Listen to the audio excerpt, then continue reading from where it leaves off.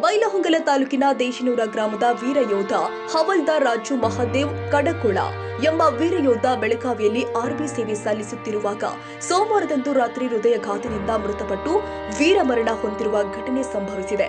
ಕಳೆದ 15 ವರ್ಷಗಳಿಂದ 115ನೇ ಮರಾಠ ಇನ್ಫೆಂಟ್ರಿ ಬಟಾಲಿಯಲ್ಲಿ ಸೇವೆ ಸಲ್ಲಿಸಿದ್ದಾರೆ. ವೀರಯೋಧನ ಮೃತದೇಹವು ಮಂಗಳವಾರ ಮಧ್ಯಾಹ್ನ 4 ಗಂಟೆಗೆ ಬಂದಾಗ ಕುಟುಂಬಸ್ಥರು ದೇಶನೂರ ಗ್ರಾಮಸ್ಥರ ದುಃಖದಲ್ಲಿ ಮುಳುಗಿತ್ತು. ಹನುಮಾನ ನಗರದಿಂದ ಆರಂಭವಾದ ವೀರಯೋಧನ ಮೃತದೇಹದ ಮೆರವಣಿಗೆ ಅಮರ ರಹೆ ರಾಜು ಕಡಕೋಳ್ ಅಮರ ರಹೆ ಎಂಬ ಘೋಷಣೆಯೊಂದಿಗೆ ಕರ್ನಲ್ ವಿಕ್ರಮ್ ಶೆಂಗಾ ಸಂತಲ ನೇತೃತ್ವದಲ್ಲಿ ಮಿಲಿಟರಿ ಅಧಿಕಾರಿಗಳು ಜವಾನ ಯೋಧರ ಪರೇಡ್ ಮೂಲಕ ಸಕಲ ಸರ್ಕಾರಿ ಗೌರವಗಳೊಂದಿಗೆ ಅಂತಿಮ ನಮನ ಸಲ್ಲಿಸಿ ಅಂತ್ಯ ಸಂಸ್ಕಾರ ನೆರವೇರಿಸಲಾಗಿದೆ.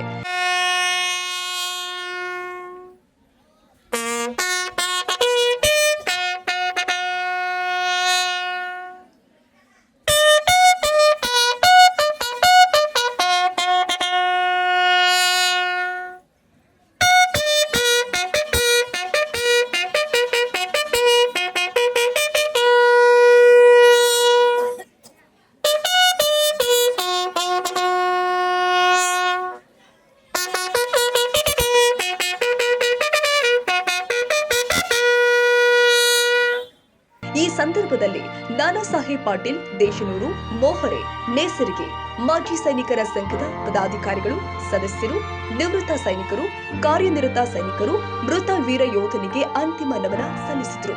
ಮೃತರು ಪತ್ನಿ, ಸಹೋದರ, ಸಹೋದರಿಯರು ಅಪಾರ ಬಳಗವನ್ನ ಅಗಲಿದ್ದಾರೆ. ಕನ್ನಡಿಗರ ಮೆಚ್ಚಿನ ನಿಮ್ಮ ಎಜೆ 24/7 ನ್ಯೂಸ್ ಕನ್ನಡ ವಾಹಿನಿ ಇದೀಗ ಟಿವಿಯಲ್ಲಿ ಲಭ್ಯ. ನೋಟಿಸ್ ಕೊಟ್ಟಿದ್ರೆ ವಾಪಸ್ ತಗೋತೀವಿ. ಇವತ್ತು ವಕ್ಫ್ ಪ್ರಾಪರ್ಟಿ ಅಂತೇಳಿ ಬರ್ತದೆ ಅಂತ ಹೇಳಿದ್ರೆ ರೈತರು ಬೀದಿಗೆ ಬಂದ್ರೆ ಏನ್ ಮಾಡ್ಬೇಕಾಗತ್ತೆ? ಯಾರು ವೋಟ್ ಹಾಕಲಿಲ್ಲ ಅಂದ್ರೆ ಗ್ಯಾರಂಟಿನೆಲ್ಲ ಸ್ಟಾಪ್ ಮಾಡ್ಬಿಡ್ತೀವಿ.